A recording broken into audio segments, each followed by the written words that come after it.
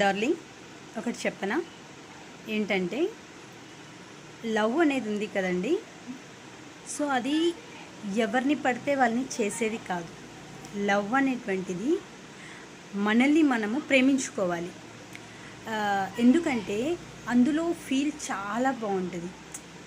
ఇప్పుడు నీకు ఇష్టమైన వ్యక్తిను లేదంటే ఇంట్లో వాళ్ళను ఎవరినో ఒకరిని నువ్వు లవ్ చేసావనుకో, సో వాళ్ళు నీ దగ్గర సేమ్ ఫీల్ లేకపోతే ఎక్స్పెక్టేషన్స్ అనేటువంటివి చాలా బాధ కలిగిస్తుంది.